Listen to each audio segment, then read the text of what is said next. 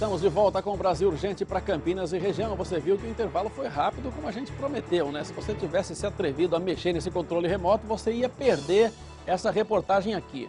Quem mora na região do Ouro Verde, em Campinas, convive com o medo por causa do avanço da criminalidade. Uma das ocorrências mais frequentes é o furto de veículos. Este tipo de delito cresceu quase 150% em 2012, isso na comparação com o ano anterior, 2011.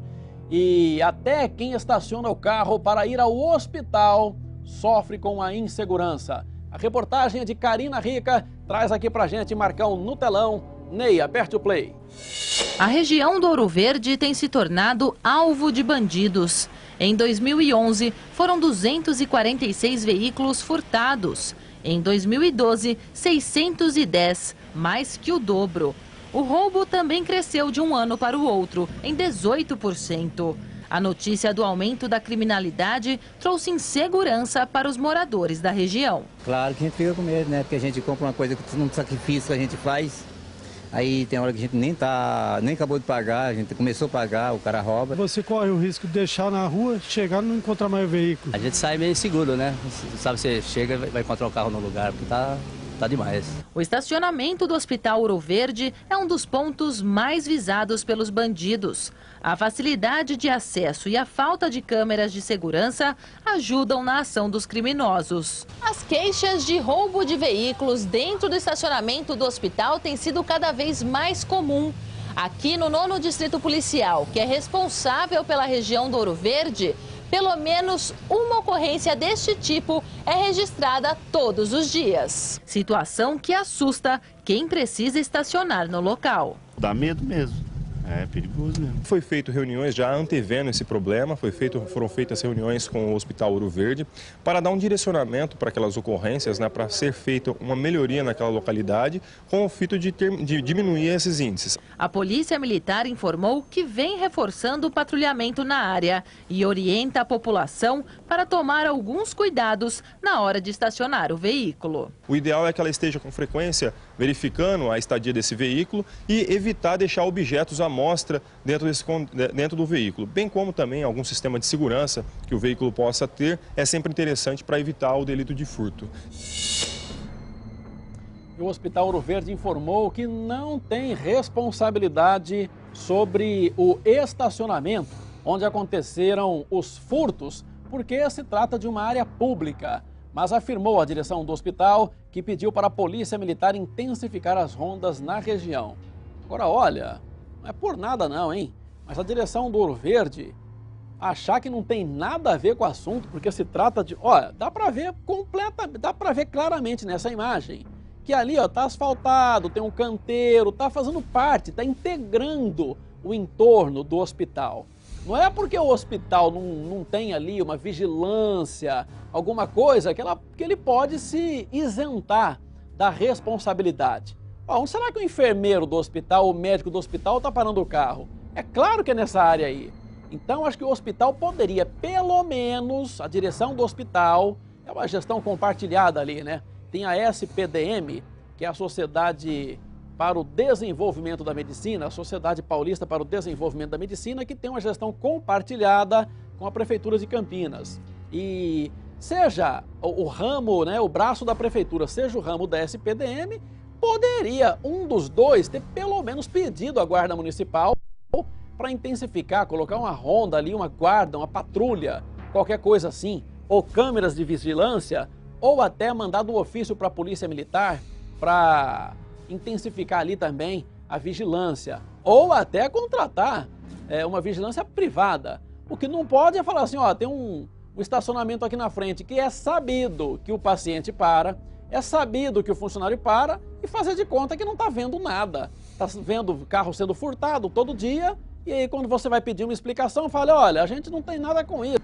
É um terreno particular ali, é um terreno público, é um terreno que o pessoal está usando para estacionar. Assim não dá, né? Eu acho que o que está faltando também nesse país, especificamente aqui em Campinas, isso é cada vez mais comum, a gente está vendo isso sempre através da nossa reportagem, é a falta de comprometimento das autoridades, viu?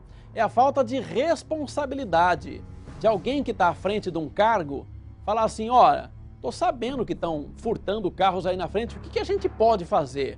Chama uma reunião com a polícia, com a guarda, com as autoridades, conversa com o corpo clínico, pede ideias, verifica o que pode ser feito, porque é muito fácil ficar jogando no colo do outro o problema. Aí a polícia militar fala que faz a ronda preventiva e que já está intensificando. Você vai na polícia civil, é claro que é a polícia judiciária que só vai investigar depois do crime feito, não adianta mais nada. Ele vai no máximo tentar ver se recupera, mas a maior parte dos carros acaba não sendo recuperada porque muitos deles são desmanchados. Quando vai verificar já era, já foi picado em 1000 pedaços para ser revendido às partes.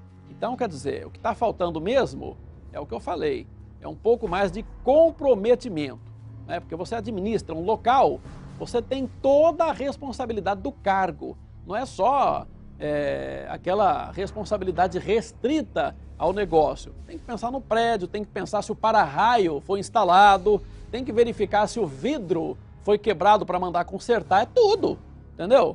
E tem que verificar o estacionamento também, porque como é que vai fazer? Daqui a pouco vão roubar a ambulância ali, se parar o táxi, que às vezes o motorista de táxi vai socorrer alguém, né? Leva para o pronto-socorro e até ajuda lá, quando ele volta o carro não está, roubaram o táxi, imagina o que vai acontecer. Então, quer dizer, tem que levar essa questão com um pouquinho mais de responsabilidade e a Polícia Militar, 144% de aumento na região do Ouro Verde. O mapa da criminalidade já deixou claro que precisa intensificar a patrulha ali. E esse Hospital Ouro Verde também já dá para verificar que tem que fazer um trabalho mais intensivo nessa localidade, viu? E olha, mais um morador de Campinas é assassinado na cidade do Guarujá, no litoral paulista. Desta vez, o bombeiro aposentado Hamilton Kiel passava o feriado de carnaval com a mulher e um casal de amigos quando teve o carro cercado por bandidos armados que atiraram várias vezes. A repórter Lívia Campos acompanhou essa história e traz os detalhes para a gente aqui no telão. Ney, aperte o play. Hamilton Kiel Alves, de 57 anos, foi para o Guarujá com a esposa e um casal de amigos na madrugada de sexta para sábado. Já no local, Kiel, como era chamado pelos amigos, se perdeu no bairro da Enseada e foi surpreendido pela ação de bandidos. Os dias que eram para ser de descanso e alegria se tornaram momentos de pesadelo para os familiares e amigos de Hamilton. O carnaval na praia foi interrompido covardemente por assaltantes que abordaram o grupo a tiros e mataram o bombeiro aposentado.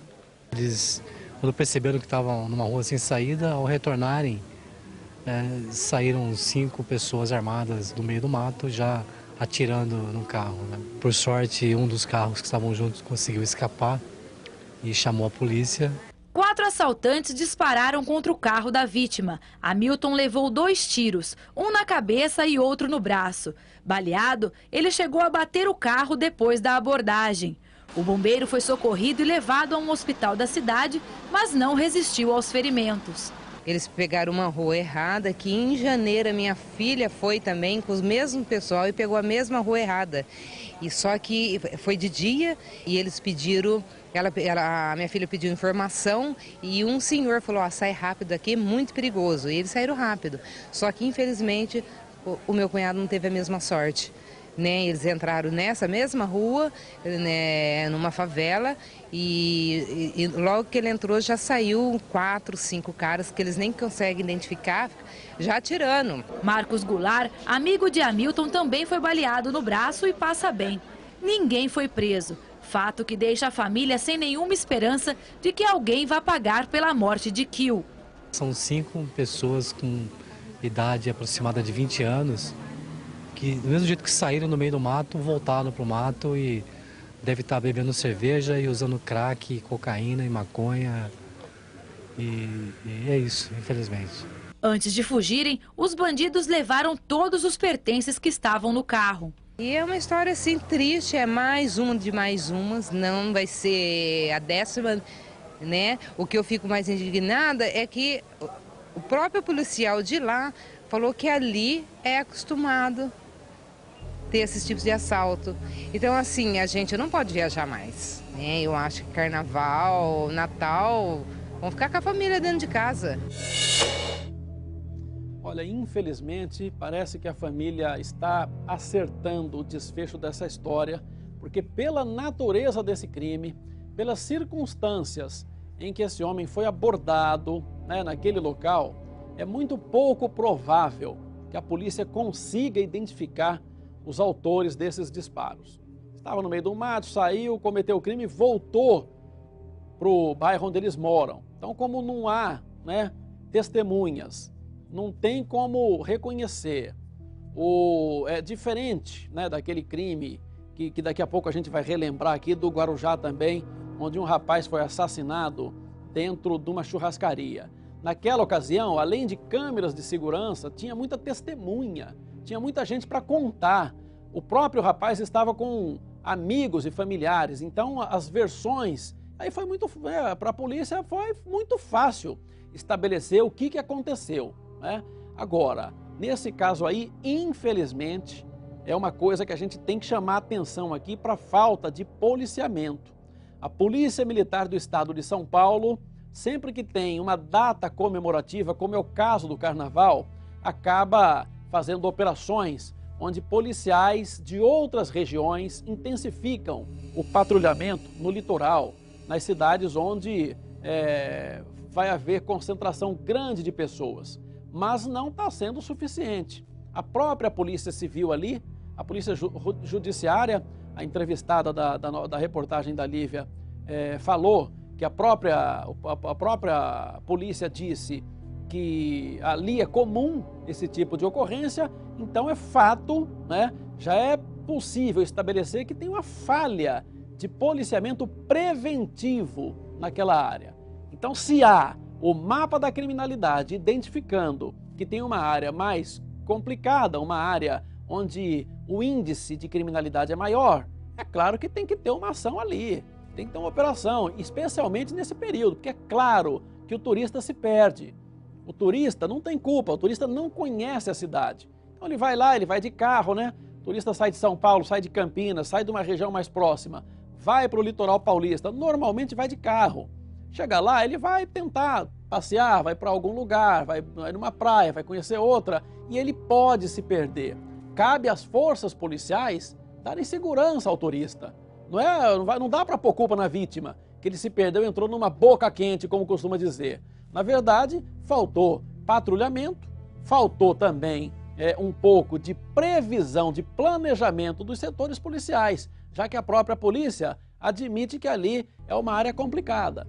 Então a gente fica sempre pensando, né? A gente fica lamentando pela morte de um bombeiro, né, que tanto deve ter uma ficha excelente prestada aí de serviço à comunidade, que salvou muita gente, arriscou a vida a muita gente, porque já é uma pessoa graduada, é um sargento, e aí a gente acaba verificando que a vida não vale nada numa situação como esta, por falta de planejamento, muitas vezes, das autoridades. De qualquer maneira, né, o que tem de concreto é verificar aí. O problema é o seguinte, né, o bandido não tem arma registrada. Então, como o governo federal desarmou a população, ou pelo menos incentivou que a população entregasse a sua arma, mas não desarmou o bandido, e o bandido tem arma que não é registrada, é uma arma que tem a numeração raspada e coisa e tal, você não consegue nem numa perícia, quando prender esse cara, né, estabelecer se a arma era dele ou não, porque ele joga essa arma no rio, joga fora e utiliza, amanhã ele está usando outra arma. Então, se ele for pego, não vai bater, não consegue formar prova. Isso é complicado. E olha, emoção, tristeza e revolta marcaram o velório do bombeiro no cemitério dos Amarais, em Campinas. Familiares e amigos clamaram por justiça. Vamos ver a continuação da reportagem aqui. Ney, aperte o play. Indignação e muito questionamento marcaram o velório de Hamilton Kio Alves. O bombeiro civil aposentado de 57 anos foi morto com um tiro na cabeça depois que assaltantes o abordaram no Guarujá. A gente está muito abalada, acabou com uma família. Bom, é muito triste, né? A gente fica cada vez mais indignado, porque hoje a população tem que ficar refém dos bandidos. Ninguém faz nada. A gente precisa de uma reforma do Código Penal urgente, né? Porque cada dia são pais de família sendo mortos, né? Famílias destruídas e nenhuma autoridade faz nada para resolver esse problema. Uma pessoa de bem com a vida, sempre alegre e muito companheiro. Assim, Hamilton é descrito por amigos e familiares que lamentam a perda do bombeiro após um ato tão covarde. Um homem bem-sucedido, uma família bem estruturada, já era aposentado, um bombeiro aposentado, uma vida gostosa que ele tinha, tocador de violão. Amada por todos, a gente vai sentir muita falta dele, né? Tem assim, vai deixar uma grande saudade, mas foi uma pessoa que deixou um grande exemplo de vida pra gente. Por um instante no velório, as lágrimas chegam a cessar. Conscientes de que a vida de Hamilton foi tirada de maneira covarde e injusta, parentes e amigos pedem justiça. Solidários, não se limitam à morte de Kil, mas fazem um apelo por outras pessoas que perderam as vidas da mesma maneira e também para evitar que novos casos como este voltem a acontecer. A gente fica assim perdido, a gente fica preso, com medo e a gente queria justiça. Será que tem justiça para pobre? São 5 pessoas com idade aproximada de 20 anos que, do mesmo jeito que saíram no meio do mato, voltaram para o mato e deve estar bebendo cerveja e usando crack, cocaína e maconha. E é isso, infelizmente. Esse homem falou tudo, sintetizou tudo em poucas palavras, né?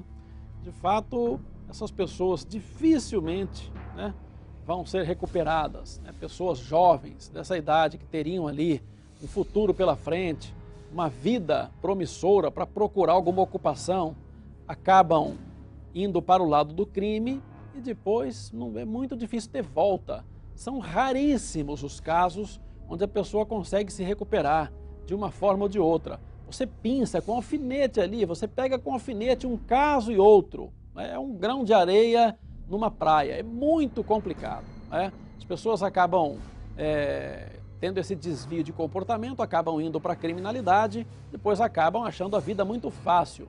Não vai trabalhar, não vai acordar cedo, não vai ter chefe, não vai ter cartão para picar, quer dizer, não tem muita responsabilidade, né? É muito mais fácil para esse tipo de gente pegar uma arma e sair assaltando, sair atirando à torto e à direito sem se preocupar, né? Se é uma pessoa de bem, se é um pai de família que está ali à frente.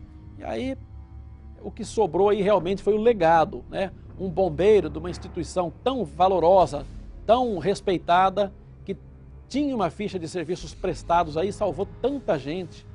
É muito provável que tem muita gente que agradece eternamente por esse homem aí, pelo exercício da sua profissão. A vida dele, né, a vida do bombeiro é arriscar a vida para salvar a dos outros, né? Esse é o cotidiano dos homens valorosos do Corpo de Bombeiros.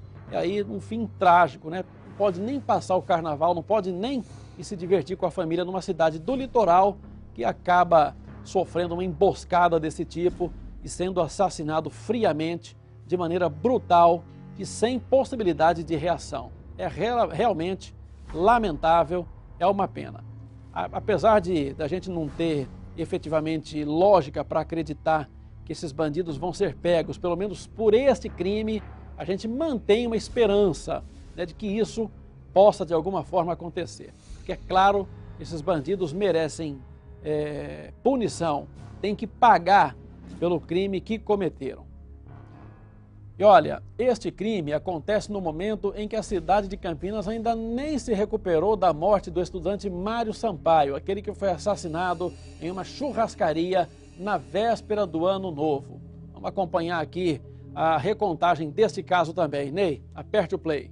No dia 31 de dezembro do ano passado, o estudante Mário dos Santos Sampaio, de 22 anos, foi morto com 3 facadas após uma discussão em um restaurante no Guarujá, por causa da diferença de R$ 7 na conta. Na ocasião, o estudante estava no local acompanhado de 3 amigos e a namorada. O dono do restaurante, José Adão Pereira, que confessou ter dado as 3 facadas em Mário, e o filho dele, Diego Souza Passos, estavam presos temporariamente. Mas, na semana passada, tiveram a prisão preventiva decretada pela Justiça e agora deve permanecer atrás das grades até o julgamento.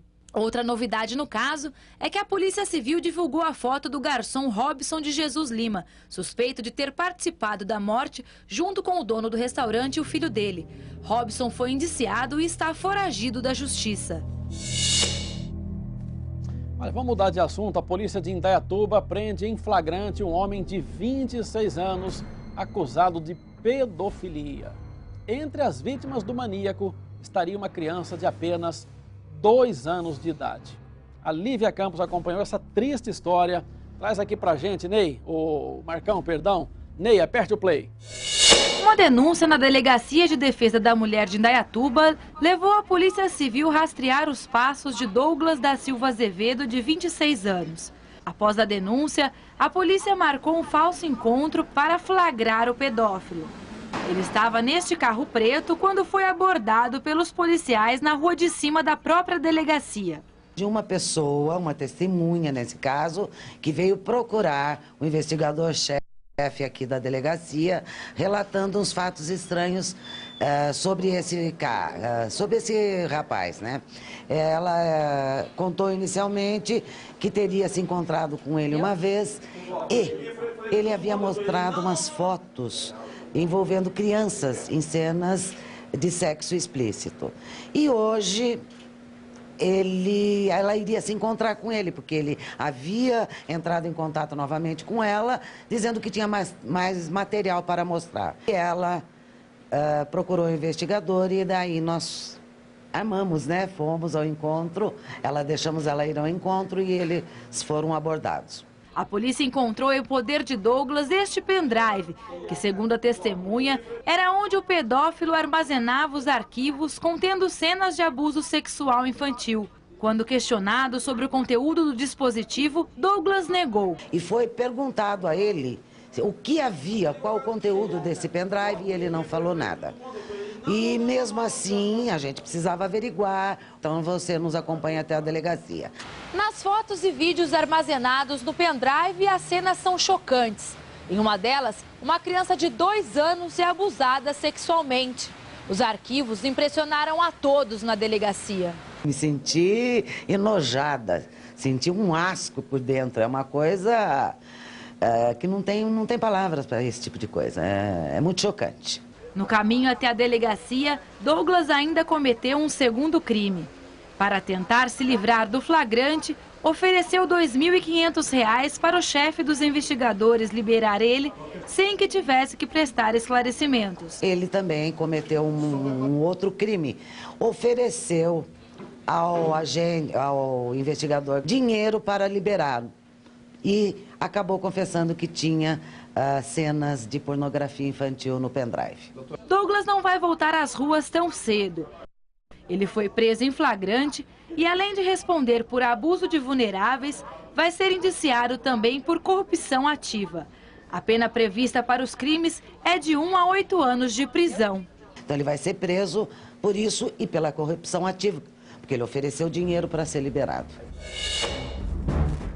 8 anos é pouco, viu? Mas a autoridade policial e a autoridade judiciária não tem outra alternativa senão cumprir a lei, né? Agora, a gente vai chamar a atenção aqui para a delegada lá de Indaiatuba, os policiais, a equipe que está trabalhando nesse inquérito para formalizar direitinho, não fazer nenhum erro burocrático na confecção desse inquérito, para esse cidadão ficar efetivamente preso.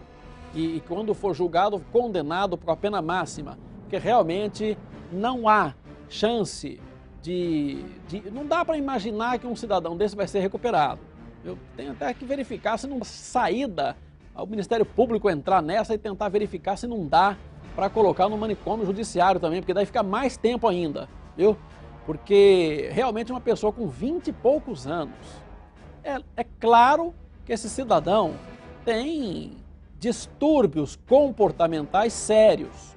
Ninguém com 20 e poucos anos, né, em sã consciência, que não tem problema mental, vai cometer uma atrocidade dessas, né, violentar criança de 2 anos ou violentar quem quer que seja, principalmente criança. Então, quer dizer, não dá para imaginar que uma pessoa dessa vai ser recuperada. O que passa pela cabeça de um cidadão que tem esse tipo de comportamento? Quem me garante que quando ele cumprir a pena, ou se tiver falha processual, né, ele conseguir se livrar da pena, ele não vai fazer isso no dia seguinte, em casa com outras vítimas? Então não dá.